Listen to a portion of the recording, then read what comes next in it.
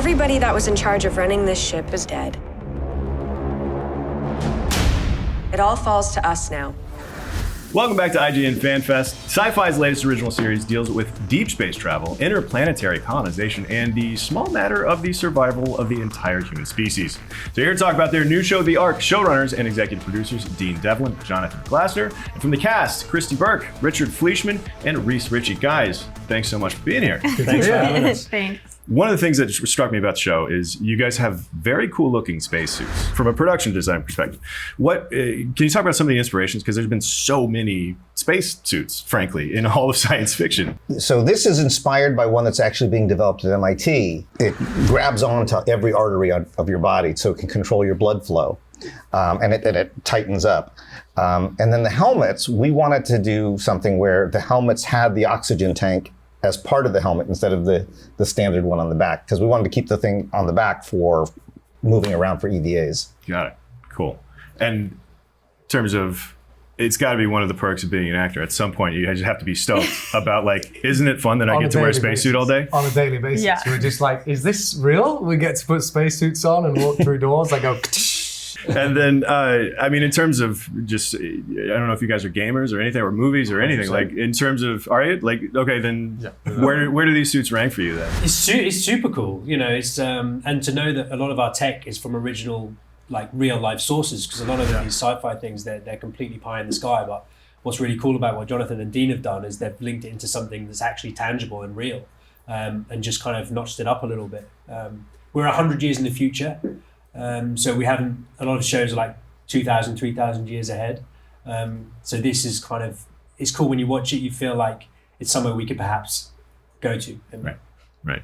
Yeah. Now, Dean and Jonathan, you guys obviously you're no stranger to the genre sci-fi. What is it about the tropes that you get to play with in a show like this that you really love? Tropes. Big word. What tropes? I don't think we have tropes in the standard space show way, because we don't have tricorders, we don't have, laser weapons or any kind of fancy weapons at all.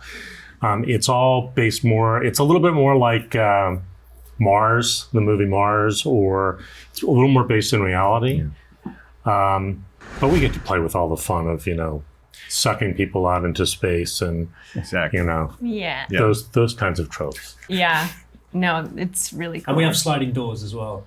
Oh yeah, that's a trope. Whenever we walk through the sliding doors, we're like making You noise. love that. I just love the doors, You're man. obsessed. Like, Yeah. I guess when you're a kid and you're watching these things that we all fall in love with, Yeah. everybody doors are never as exciting in real life. They just open and they don't make a noise. You see them on the telly, it's like, right. And then when that's actually happening, And you're doing that like a first fight day, sequence. or you're doing or some cool thing, flying some space shuttle or something, and the noises and the lights and stuff. It's just like you're living bucket list things. When you're prepping a show like this, you're dealing with all of the realities of doing a television show and dealing with your budget, and so it's kind of very intense. And then you suddenly walk onto the set and you're 12 years old again, immediately. So I mean, we're talking too about between spacesuits, and there is some hard science fiction that's being woven into this, and particularly the premise of the show, like Earth is dying and we need to go find a new place to live, and so can you talk about like weaving some of that hard science fiction in with some of like the bigger sci-fi sandbox kind of world that you can do a lot. There's a lot more freedom to do some sort of more fantastical stuff. How is it to balance a show like that?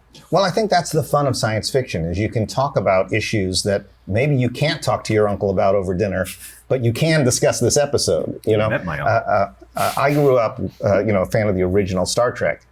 And, the original Star Trek was about the Vietnam War. It was about race relations, but they never said it. Yeah. So suddenly people who couldn't agree on anything could have these discussions. So for us, we're able to tap into certain issues, certain things going on, and discuss it in a way where it's not so hot button, where people suddenly can have a discussion over it. Yeah.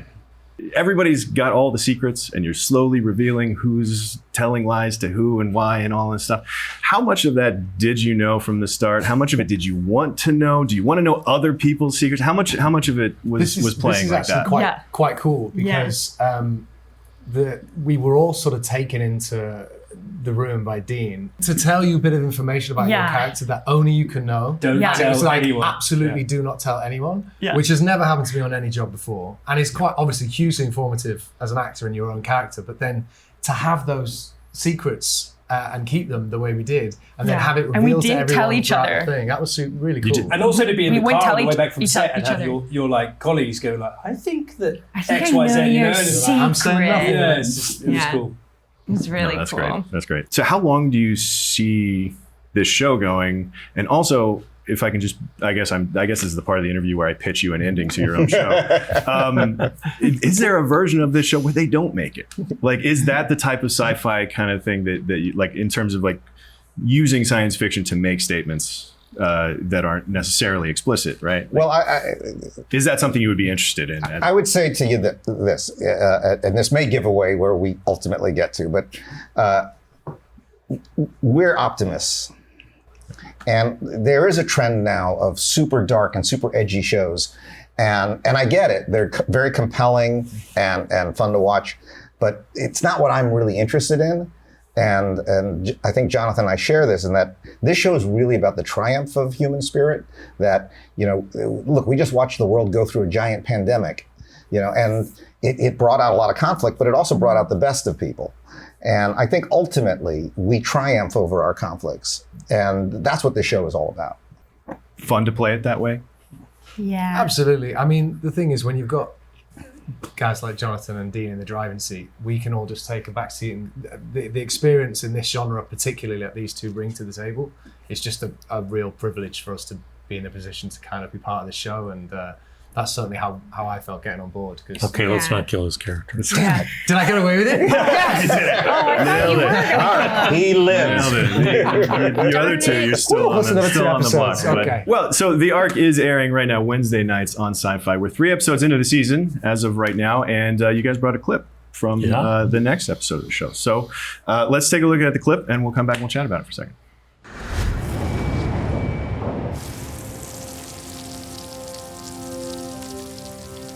Drought's over.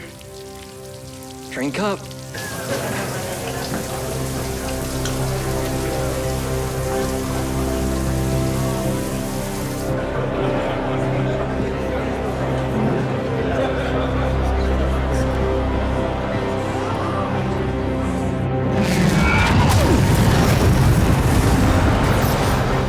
Good news, that was the sound of our engines coming back online.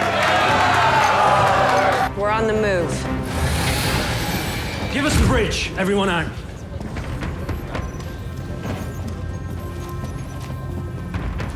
What's this about? We found evidence implicating a suspect in the murder. Well, who is it?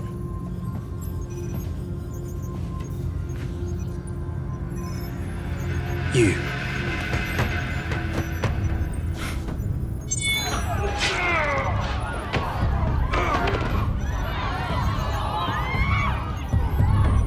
I don't know what this is. Bullshit. Jasper saw you kill a man. You know what that does? It gives you motive in his murder. Yeah, well, it must be fake. That's not me. I have no choice, Lieutenant. I'm putting you under house arrest. Felix, that's not me in the video. I didn't kill anyone. So it's obviously this is an example of what we were sort of talking about earlier about the water crisis has been ended, but then like here we go into the next thing, right? Yeah, I mean, I think the interesting part of a show like this is that it's a pressure cooker. And, you know, to some degree, the ship in itself is a microcosm of our whole world, but everything is intensified. So every suspicion is a bigger suspicion. Every secret is a bigger secret.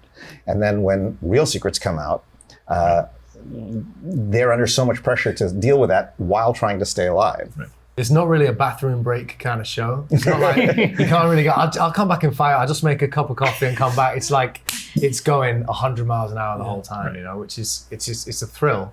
And it's kind of, it's quite a lot to deal with. There's a ton of humor in there as well, though. There's a lot of light relief, which is real fun. Well, thanks again for being here and congratulations on the show. That's all the time we have today, but I want to thank once again Dean Devlin, Jonathan Glassner, Christie Burke, Richard Fleeshman, and Reece Ritchie. Be sure to check out The Arc, which airs every Wednesday at 10/9 Central on Sci-Fi, streaming the next day on Peacock. And stick around IGN for more FanFest.